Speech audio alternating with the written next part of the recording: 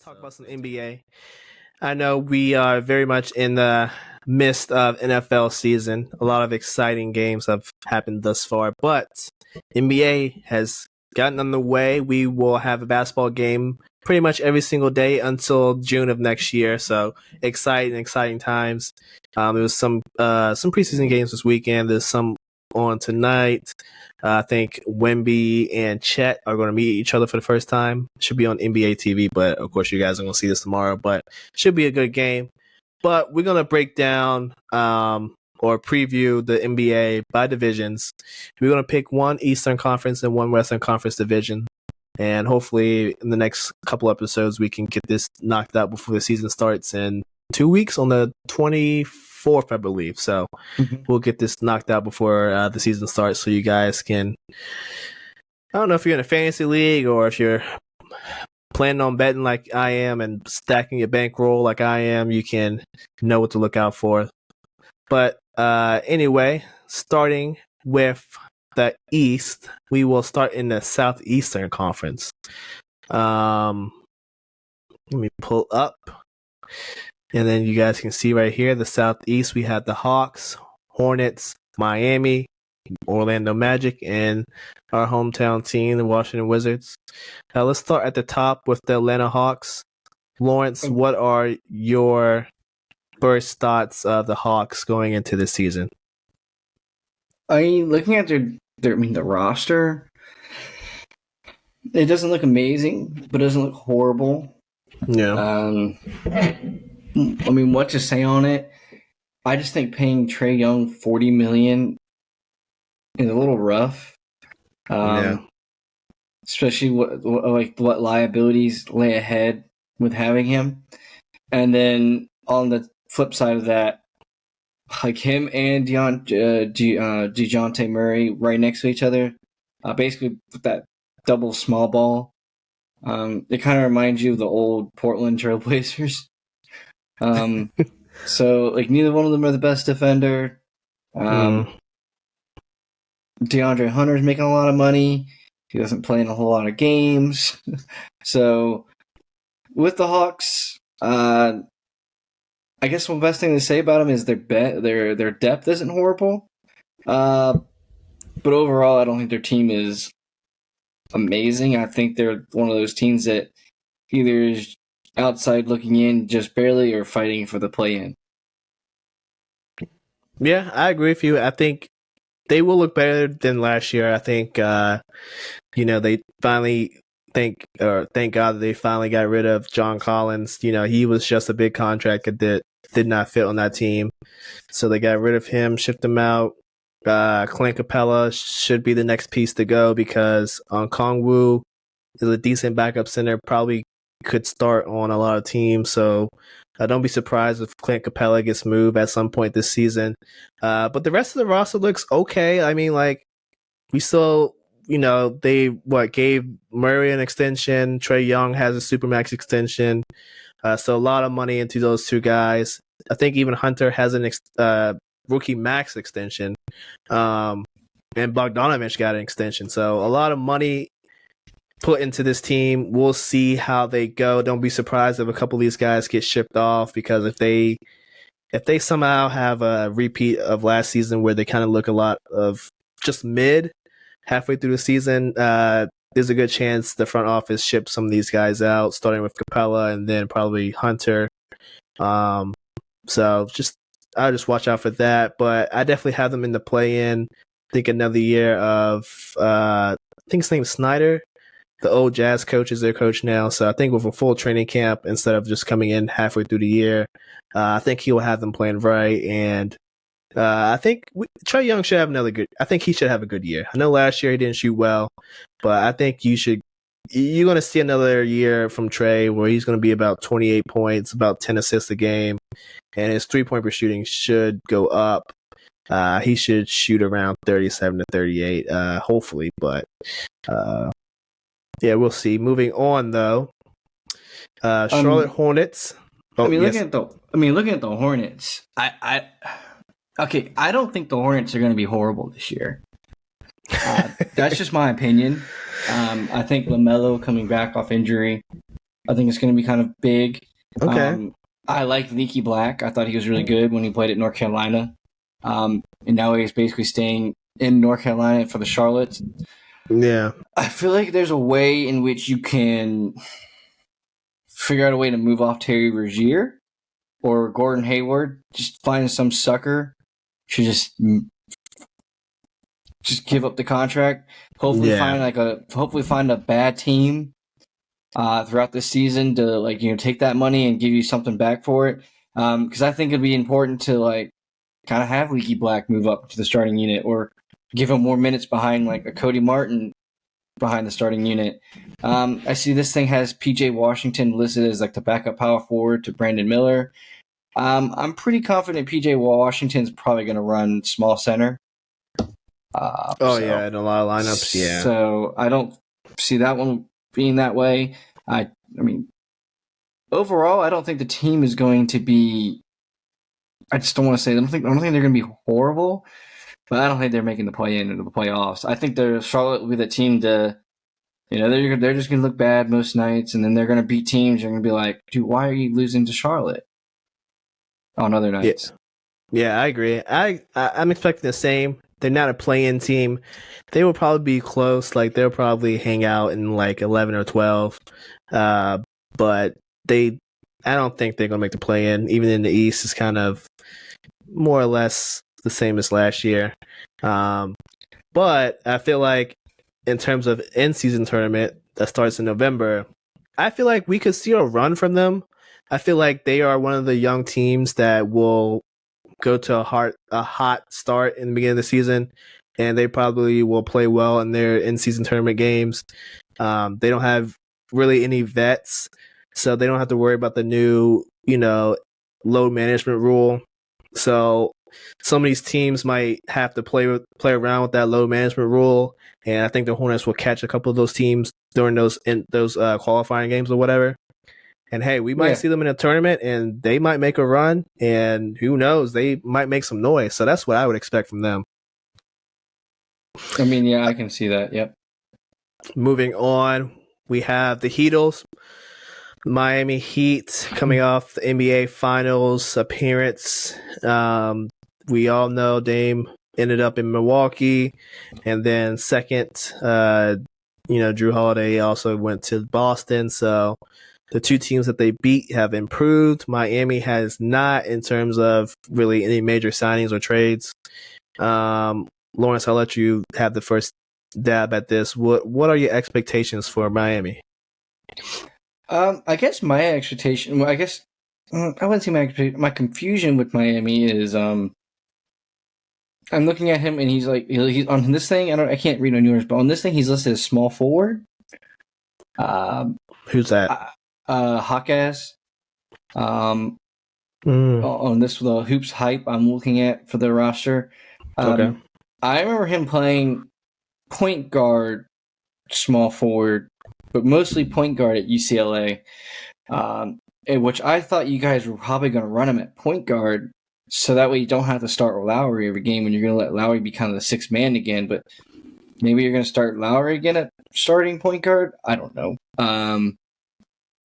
I just think Lowry is better off as a sixth man to keep yourself some points off the when the main guys, the main group isn't on the court, because he can just drive it and pass it back to Duncan Robinson, so you can have them as like a 1-2 punch. Yeah. Because honestly, Lowry doesn't really need to be, I guess, dominant offensively or anything in the first unit, because Hero, Butler, Love, Adebayo, there's a lot of mouths to feed. There's a lot of guys who can get points. It's kind of better just put a rookie guy in there who likes to play defense and distribute ball, in my opinion. Yeah, we'll see how the starting lineup goes as far as who starts the first game. But on ESPN, Lowry's listed as the starter. I know some of the reporters keep asking, Lowry, and then they'll ask Spo who's going to start. Lowry thinks he should start. Spo is kind of dismissing the question, kind of hinting at he's going to try different lineups to see what works and what doesn't. I honestly would like Hero to start at point guard, and then so we can move Josh Richardson into the starting lineup, and then have like Hero, Richardson, Jimmy, either K Love or honestly, Caleb Martin should start, but I could definitely see him being the sixth man for this team, and then Bam. But I think for Miami, their biggest thing is they need a lot of growth from within, because obviously we didn't make any big signings besides keeping K Love and getting Thomas Bryant and bringing back Jay Richardson. So we need to see a lot of Jovic. He looked good over in Serbia. Pretty much led Serbia to what, the silver medal. Yeah, silver medal. Played really well in the FIBA World Cup. So yeah, looking to see big things from him. He's definitely gonna play big minutes. Wouldn't be surprised if he's the sixth man, or if Caleb plays well to start, he's probably gonna get starting minutes, and then Jovic is probably the sixth man, and then Hawkes, I'm expecting a decent.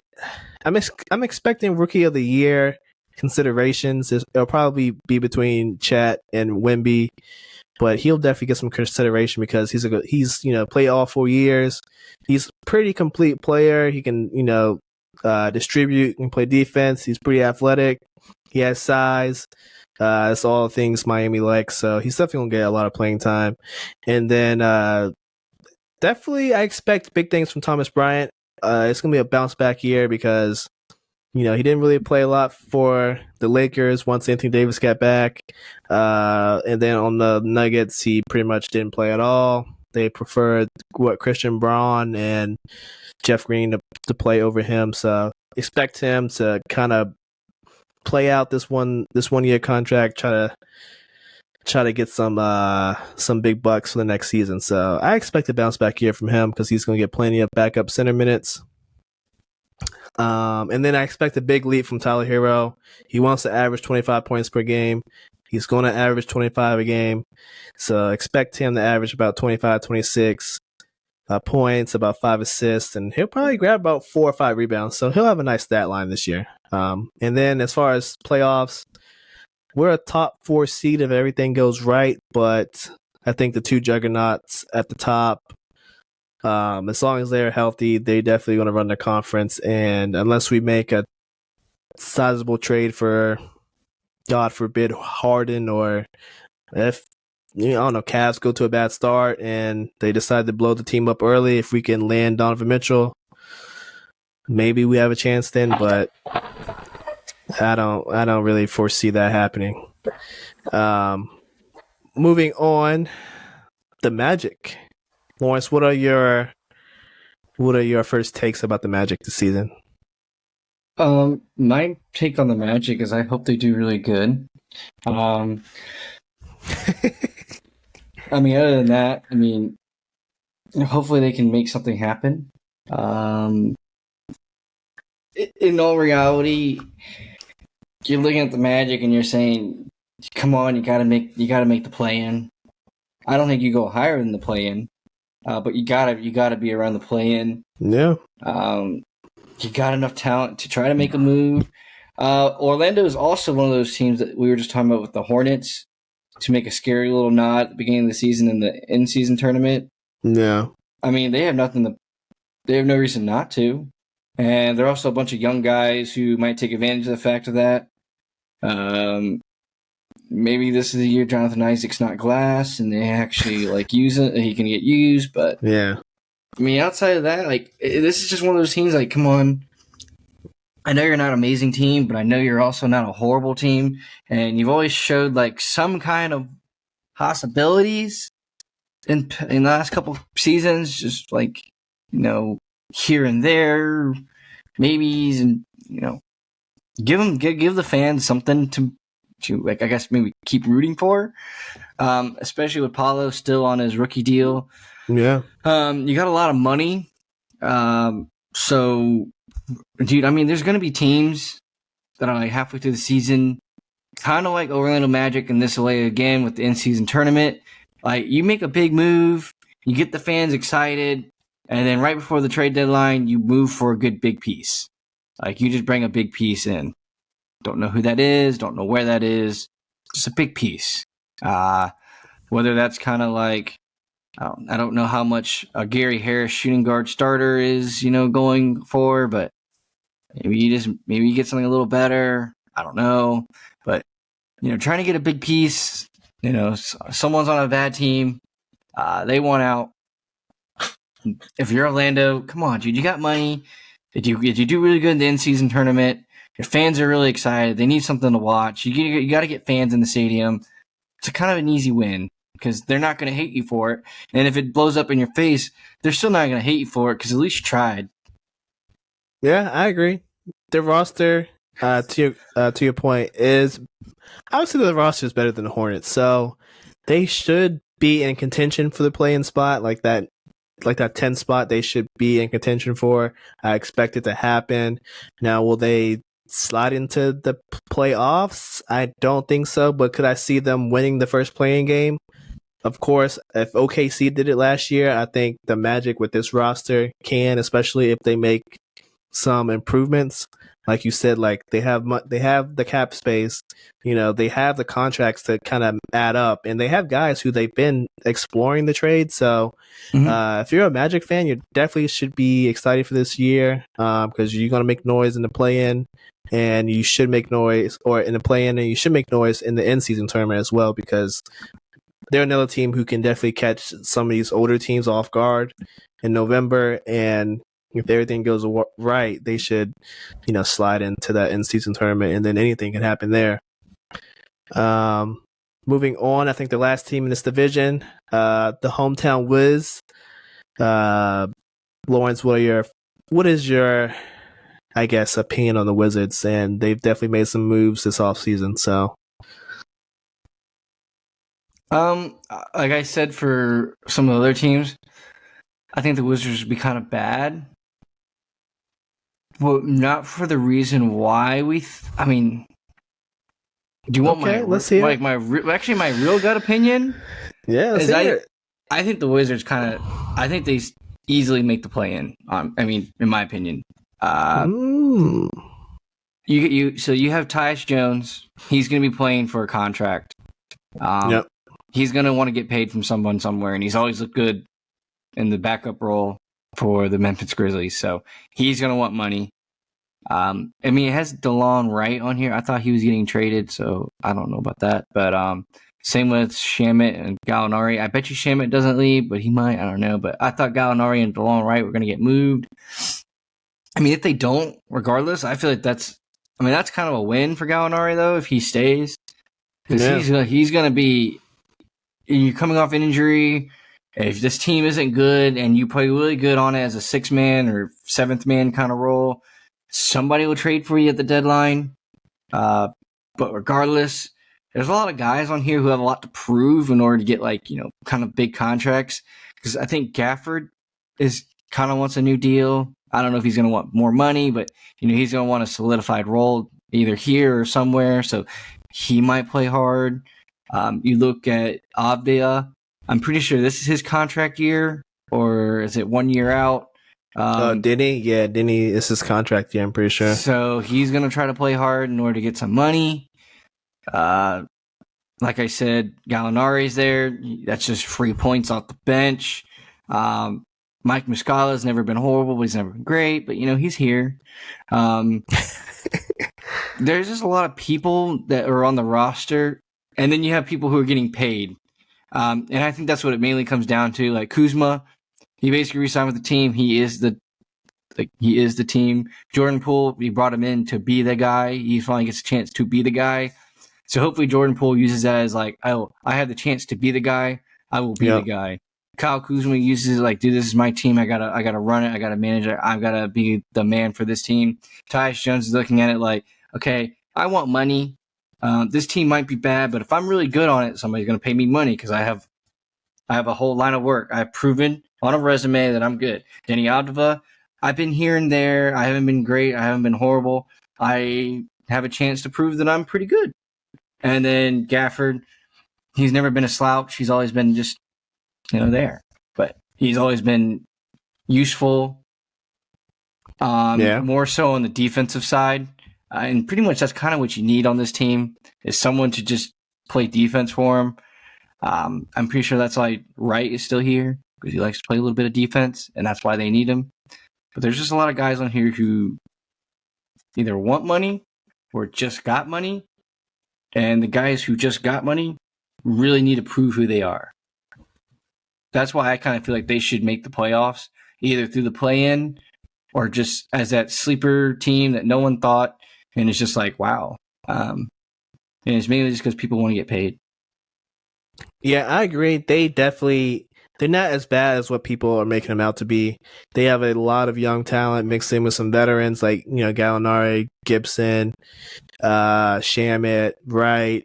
Like, they have the perfect mix of, young guys to vets and vets who can still contribute and, rookie or not rookies, but just like young players who want to, make a name for themselves. So I think it's the right blend, and it should be the start of, just like a play-in team, and then in a couple years, they'll move their way up in the East. But I think you're right. Tyus Jones will look good as a starter. He will get paid from somebody, whether that's the Wizards or if there's like some sort of trade near the trade deadline. This man will get paid. He will play very well for the Wizards. And, this is the Poole party and the Kuzma show. Those two have to be the engines of this team. They have to, play in sync and lead this team, because if they don't play well, then this team will do the opposite of what we're saying. They will look horrible. So expect big years from both of them. They both will average about, Kuzma will probably average his 20, but I definitely can see Poole averaging like 20, anywhere from 25 to 28 for a decent amount of assists. And then look for guys like Denny to have big years because they want to get paid. So Denny, Wright's probably gonna want to get paid by somebody. Gallinari's probably gonna want another contract, and then your young guys like your rookie Koulibaly, who was Wemby's teammate in France. Look for him to make some timely contributions. Offense isn't there yet, but on defense, he's lanky. He can strap guys up. He's definitely gonna be utilized very well.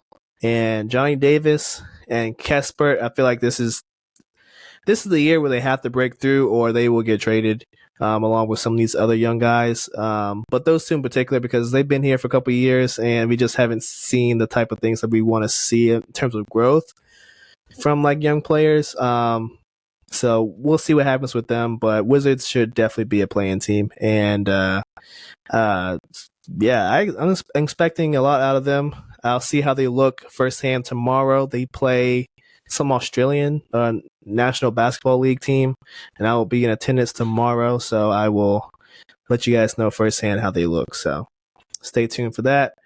But moving on to the West, we got the Dallas Mavericks, first team up in the Southwest Division. Lawrence, what is your first impressions of the Dallas? I mean, any impression we have on the Dallas Mavericks, if we're going to be looking at it so far this season through preseason, not good. They've been looking really, really bad. Yeah. And I think that's just because they're way too top heavy. There is no depth on this team. I mean, you're going to have to ask Markieff Morris. You're going to have to ask a lot of him. But at this point, isn't Markieff Morris like old, like late 30s at this point? Yeah, him and his brother are old. So, in reality, you have all your money tied into two guys, and it's not really dispersed anywhere else. I mean, I guess it's dispersed a little bit into Tim Hardaway Jr. Does that man really ever suit up half the time anymore? No, not really. Nope. It's one of those guys who's always hurt. Why'd you pay him? We don't know. But we have to live with our consequences after the fact. Then you got Dwight Powell. For what he's making, no problem with it. $4 million, that's no problem. But Maxi Kleber, right behind him, making $11 million for our backup center, who is, I guess he's good at making threes, but other than that, he doesn't do anything else for the team. I don't. You could arguably say that Dallas just repeats what they did last year and is a borderline play-in team, or missing it altogether. And then you're going to really have to be begging Luka to stay. even if it's begging Luka to stay, maybe it's begging Kyrie to come back, because Kyrie might be like, "Hey, thought I was coming to a winner, guys, and you guys aren't winning." Yeah, suck. Yeah, I'm on the same fence. I can't tell you guys where I think they will end up, because the West is really stacked, especially with Beal going to the West, and the Lakers retooling, and all the stuff that's happened this offseason. So I can't definitively tell you what seeding they will be at, but they will definitely at least make the play-in. They are better than last year. They added Grant Williams, who brings that 3-and-D, which they really needed. Then they have the two rookies, Derek Lively, the second, and Olivier Prosper. He did not look good. I think he had like a single point in the first game. He looks lost, to be honest. I don't think he should start. You should probably start Josh Green, which would be the sensible thing to do, but for whatever reason, Jason Kidd always has one player on his team who he just like absolutely hates for whatever reason and doesn't give them sufficient playing time. And I feel like for Josh Green, someone that you invested a lot of time and resources into, you should start him to see if you want to pay him and see if, do I pay him or do I try to move him? And I feel like they're going about this the wrong way. He definitely should start and then just have Grant Williams play the 4, but I digress. Then you also have like Jaden Hardy, like he needs minutes too, and you need to play Tim Hardaway too, because you need to see if he's able to stay healthy, or do you need to move him? Like, I don't know. J Kidd and that front office definitely has a lot to kind of manage this season, but and so far in the preseason they have looked horrible. So more to say about them. So stay tuned. But we will talk about the Rockets next. They made a lot of transactions in the offseason too. So, Lawrence, what are your expectations? Well, first off, I feel for the Rockets because, they just had to yeet a guy off their team. And that was kind of one of those, developing pieces they were going to maybe hope on this year. Yeah. I mean, I guess it's never good to beat someone almost to a pulp, especially if it's mama of your kids. Like, yeah, we shouldn't beat her to a pulp in the middle of a hotel or a hotel hallway, whatever you did it in. I can't remember, but this is like another one of those teams that they just have a lot of young talent, and I feel like this team could sneakily be good because I don't know if Dylan Brooks will bring that like it factor. But like he can bring that like underdog mentality in which a lot of younger guys may respond to well. And then they already have guys who are pretty good. They were just young, and they just need a little bit more of a chance. So I can easily feel the Houston Rockets beating teams that they shouldn't beat. But as in terms of making the playoffs, questionable, more likely, more so in like a play-in way. And that's also looking at the fact like I can easily see the Houston Rockets possibly doing better than Dallas Mavericks. Oh, hot take. I don't know about that, but I could see them being like an OKC last year where they make the play-in and they beat somebody in the first game, but I mean, they have a lot of holes in their roster, but I mean, the roster looks good on paper, but I feel like I don't know if Ime can turn this team around in 1 year and have them, not like a contender in the West, but like as far as like making a playoff push, I don't know about that. They're still really young, even with some of these vets, so we'll see. But I definitely expect a different team because they do have Fred now, and they do have Dylan Brooks, they do have Reggie Bullock, so they have vets on the team that can keep these young guys in check and kind of keep the kind of build some culture, because that's the one thing they were lacking. Hence, the reason why guys like Kevin Porter were on the team when they probably shouldn't have been, and Jabari Smith probably not performing as good as he should have. So we should see improvement from, Jabari Smith and Jalen Green, and Amen Thompson should definitely improve, or he should look good as a rookie, especially playing behind Fred. So that's probably a good situation for him. But playing is probably where I have them. Moving on, Memphis Grizzlies. Ja is suspended for the first 25 games. Yeah. And Marcus Smart is hurt. So with all that being said, Lawrence, what are you expecting from the Grizz? I think the Grizz are probably fifth seed. Ooh, I just say fifth. I think a little decline. I think they win enough games while everyone's hurt, and they just have to make up for it when everyone comes back. I pretty much believe that the weight of this team will be on the shoulders of Xavier Tillman and Brandon Clark. At this point, we never see Steven Adams have a whole season. Yeah. So we just kind of know that's what's going to happen coming into the season. He's just not going to be able to play a full season. In terms of their small forward position, it's a little lack of desire, but maybe that's, they want it that way because they have to pay other guys in other places a lot more money, like Desmond Bain, Luke Kennard. I think Derrick Rose is a good leadership piece, but in terms of actual minutes he'll get, probably not much. Yeah. I just feel like this team is really good at what they do, but then in terms of depth, I think this is going to be really important key piece is at the beginning of the season, while their big pieces are gone, aka Marcus Smart and Ja, how good do you basically float above water? How long can you tread? Those kind of things. Looking at this team. Yeah, I mean, I agree.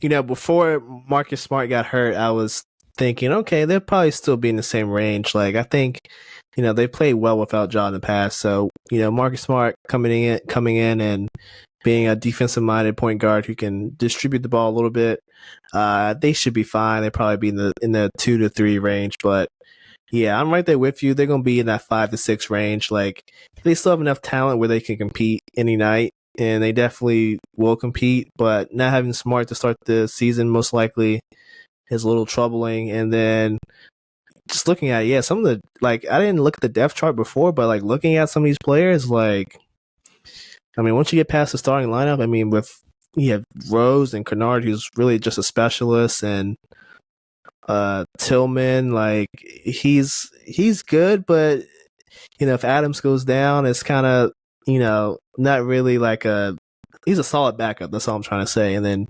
Zaire Williams and Brandon Clark and all that stuff.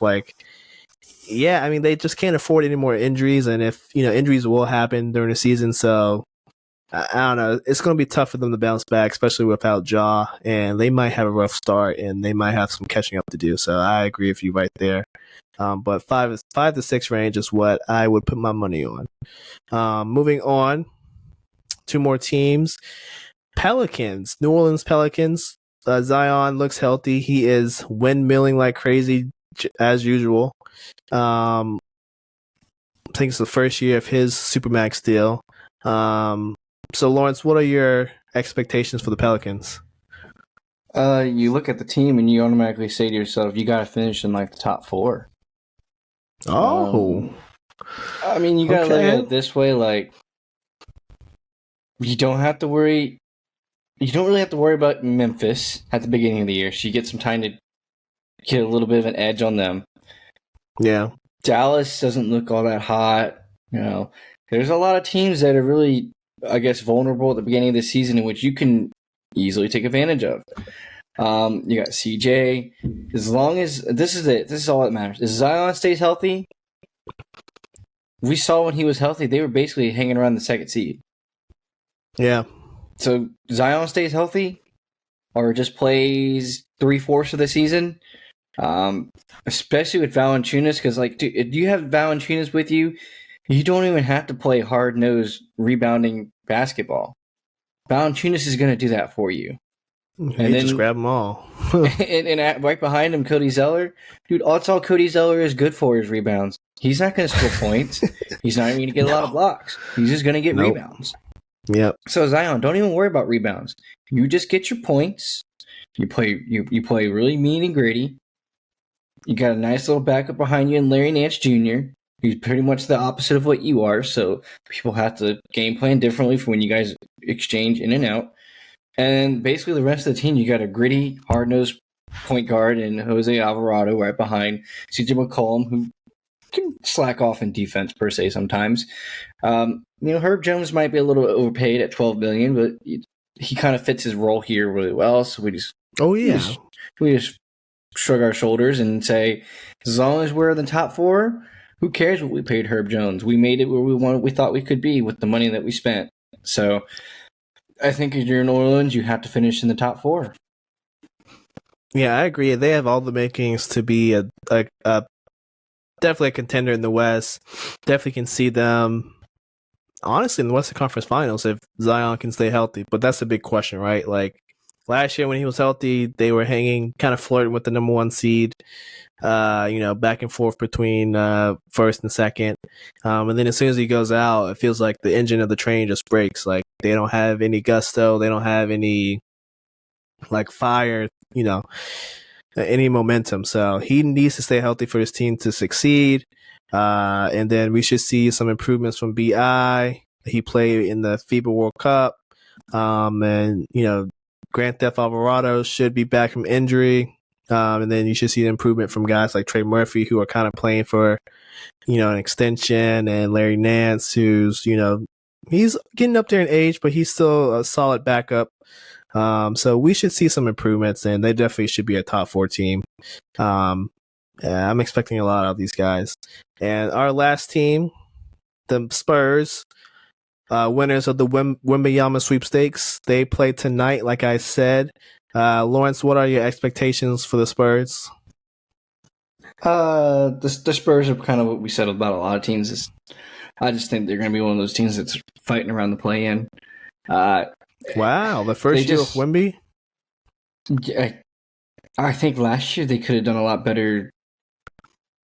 They just didn't have the time to put pieces together. Yeah. Wemby is supposed to be this almighty magical force. Hopefully he can bring an almighty magical force to the team. But I think small additions like, Reggie Bullock, he's been on championship teams before, or not championship teams, he's been on good teams before.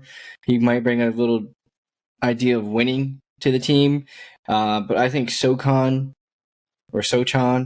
whatever his name is, Jeremy, the fact that he's going to get to play beside Wemby, and Wemby's going to take a little bit more of the pressure from him, and as well as he did scoring last season, it should only be made easier. Yeah. The only issue I see with this team is point guard. That's kind of really the only place that they're weak at. Small forward, pretty okay. Shooting guard, like you said, Vassell, he just seems to make it happen in terms of scoring. I think power forward, they're pretty okay. And center, Wemby, you're supposed to bring this team to new heights. I can see them fighting for a play-in. I just feel like maybe this just might be their undoing as the point guard position. Yeah. Trey Jones, I think he has some money, so maybe that could either be a good or bad thing. It can motivate him to do well, kind of, play up to the money, or, some guys just get their little bag and kind of slack off. So we'll see. They did get Devontae Graham. That's a nice backup point guard option. Vassell just signed his extension, so we should, kind of see the same things from him as we are trying to look for in Trey Jones. And then, the rest of the roster, Keldon Johnson, good player, good young player. Wembanyama, some people are saying he's going to be an all-star his first year. I don't know about all that, but I honestly do expect a lot of big things from Wemby. I'm thinking he averages like 18 and 10. He should easily average like 18 and 10. I don't think he's going to put up LeBron rookie numbers, but he definitely should at least get 18 and 10, if not more. He should honestly get like probably a block and a half a game as well.